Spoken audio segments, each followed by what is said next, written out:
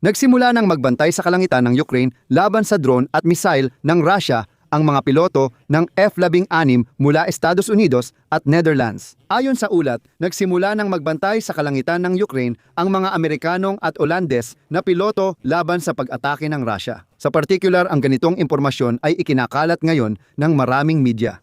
At ang pangunahing pinagmula ng impormasyong ito ay ang French na publication na Intelligence Online, isang espesyal na publikasyon na nakatuon sa open source intelligence, analitika at pananaliksik sa larangan ng militar. At ayon sa publikasyong ito, isinulat nila na sa Ukraine nitong mga nakaraang linggo ay nabuo ang isang eskadron ng F-16 kung saan sa unang pagkakataon ay may mga piloto mula sa Estados Unidos at Olanda. Iyan din ang isinulat ng publikasyong ito na dalubhasa sa intelihensya at ayon sa kanilang datos, ang pagbuo ng unit ay isinagawa ng lubos na lihim upang matiyak ang pamamahala sa mga bagong fighter jets. Sa kasalukuyan, ang pangunahing tungkulin ng eskadron ay ang pagbabantay sa himpapawid. Medyo kakaiba lang pakinggan na ito ay para lang sa Kyiv Oblast, na regular na binobomba ng malalakas na pag-atake ng Russia. Sa episode na ito, tatalakayin natin ang impormasyong ito, kung gaano ito katotoo, at ang pahayag ng General Staff ng Sandatahang Lakas ng Ukraine. Ayan, pag-usapan din natin kung gaano nga ba ito posible, kung gaano kaposible ang ganitong senaryo. Ako si Alexi Pechi. Tara't pag-usapan natin ang paksang ito. Pero bago tayo magsimula, hinihiling ko na mag-subscribe kayo sa channel na ito, mag-like, mag-iwan ng kahit anong komento sa episode na ito at siguraduhing mag-subscribe din sa aking Telegram channel na Pechi News. Nasa video description ang link. Dito kami agad nagpo-post ng balita kapag may bagong impormasyon. Kaya, ayon sa French na publikasyon na Intelligence Online, na dalubhasa sa intelligence, isinulat nila na sa Ukraine nitong mga nakaraang linggo ay nabuo ang isang lihim na F-16 squadron kung saan sa unang pagkakataon ay may mga piloto mula sa Estados Unidos at Netherlands. Ang pagbuo ng ganitong unit ay sinasabing ginawa sa matinding lihim upang matiyak ang pamamahala ng mga bagong fighter jets na ngayon ay lumilipad sa ibabaw ng Kyiv. At ayon sa publikasyon, kabilang sa mga Amerikanong piloto na dumating sa Ukraine ay mga veterano ng digmaan sa Afghanistan at sa gitnang silangan. Mula sa panig ng Netherlands, kinuha ang mga piloto na sumailalim sa pagsasanay sa mga elite na European aviation schools na dalubhasa sa makabagong taktikal na pamamaraan ng air combat at high-tech na operasyon sa himpapawid. Ayon sa paglilinaw ng Intelligence Online, ang mga dayuhang piloto ay pumirma ng pansamantalang kontrata sa Sandatahang Lakas na nagsasaad ng rotasyon tuwing 6 na buwan at posibilidad ng pagpapalawig. Bagamat wala silang opisyal na ranggo sa militar ng Ukraine at hindi kabilang sa pampublikong listahan, lumilipad pa rin sila ng F-16 at nagpapabagsak ng Russian na drone at missile.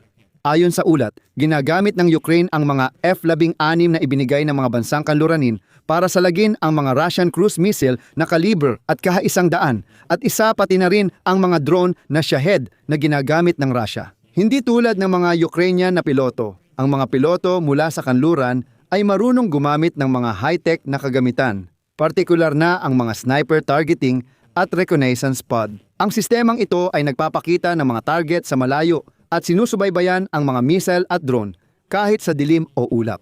Gusto ko lang linawin na mali ang pahayag na hindi marunong gumamit ng ganitong armas ang mga Ukrainian na piloto dahil lahat ng lumilipad sa F-16 ay nagtraining sa kanluran, kabilang ang Estados Unidos.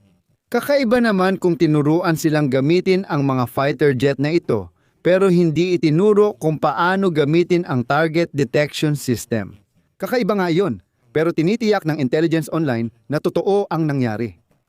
Bukod pa rito, noong 2023 pa lang ay isinasaalang-alang na ng Air Force ng Sandatahang Lakas ng Ukraine ang posibilidad na kumuha ng mga kontrata sa mga dayuhang military specialist. Kabilang na ang mga piloto at technician. Sa 2024, paalala lang, binanggit ni Amerikanong Senador at Aviation Republican na si Lindsey Graham noong bumisita siya sa Kyiv na maaaring kumuha ang Ukraine ng mga Amerikanong piloto mula sa mga veterano para magpalipad ng F-16 habang nagsasanay pa ang mga Ukrainian na piloto. Narito ang kanyang sinabi. Naghahanap ang mga Ukrainian sa NATO ng retiradong piloto na pwedeng tumulong habang hindi pa marunong ang kanilang mga piloto. Ibig sabihin, naririnig nyo ba paano ito sinasabi? Maghahanap talaga ang mga Ukrainian ng piloto sa mga NATO bansa. Hindi ito haka-haka, kundi totoong mangyayari. Pero hanggang ngayon, wala pang opisyal na ulat tungkol sa mga dayuhang piloto. At ngayon lang, lumabas ang unang opisyal na komento.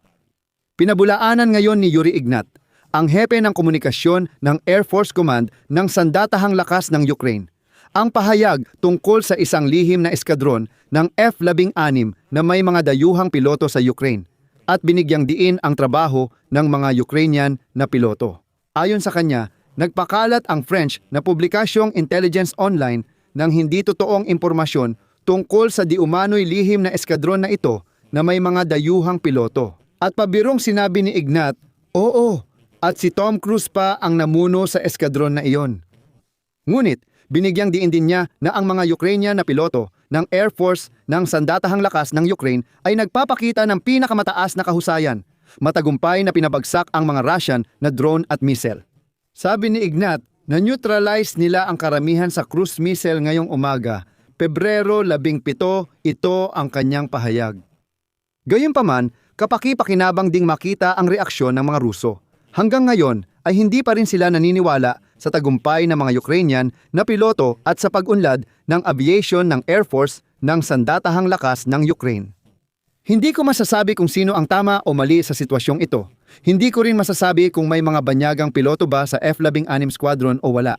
Pero para sa inyong pagninilay, gusto kong ibahagi ang sinabi ng isa sa mga pangunahing arkitekto ng makabagong estratehiya ng mga operasyon sa himpapawid. At ito ay mula mismo sa Amerikanong veteranong piloto na si David Deptula. At inilatag niya ang kanyang posisyon tungkol dito. Hindi ngayon, kundi noong kalagitnaan pa ng 2025. Pero ang sinabi niyang iyon ay sumasalamin sa tanong kung maaari nga bang magpalipad ng F-16 sa Ukraine ang mga dayuhang piloto. Narito ang eksaktong sinabi niya, bahala na kayong magkonklusyon.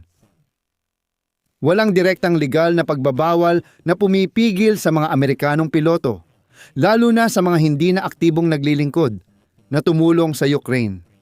Ganon din ang nakikita natin sa maraming Amerikanong veterano ng hukbong lupa. Ang tunay na hadlang ay praktikal at politikal, hindi legal. Ang paglipad ng F-16 sa gitna ng labanan ay hindi lang basta pag-upo sa loob ng cockpit. Ito ay ganap na integrasyon sa command at control, patakaran ng pagbubukas ng putok at plano ng kampanyang panghimpapawid. Gayunpaman, kung may tamang mga diplomatikong channel at kasunduan, maaaring tumulong ang mga bihasang Amerikanong piloto sa Ukraine, partikular bilang mga instruktor o tagapayo, at pati na rin sa mismong mga misyon sa labanan kung sila ay kikilos sa ilalim ng utos ng Ukraine.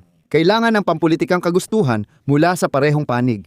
Huwag kalimutan, malaki ang pagsandig ng depensang panghimpapawid ng Ukraine sa mga sistemang galing kanluran at may natatanging karanasan ang mga Amerikanong piloto sa pinakamabisang paggamit nito. Kung magagawa ang desisyon at maresolba ang teknikal na usapin ng integrasyon, maaari agad at mahalaga ang kanilang ambag. Dito ko ilalagay ang tuldok-tuldok. Ilagay ang inyong opinyon at mga konklusyon sa mga komento sa ilalim ng episode na ito, mag-subscribe sa channel, pindutin ang kampanilya at huwag kalimutang mag-like kung naging kapaki-pakinabang at interesante para sa inyo ang episode na ito. Maaari ninyong pasalamatan ang trabaho ng aming YouTube channel sa pamamagitan ng kahit anong donasyon o bayad na sponsorship subscription. Halimbawa, sponsorship sa YouTube, platformang Patreon, Buy Me a Coffee, PayPal, crypto wallets. Narito ang lahat ng detalye. Iyan lang, ingatan ninyo ang inyong sarili. Paalam sa lahat.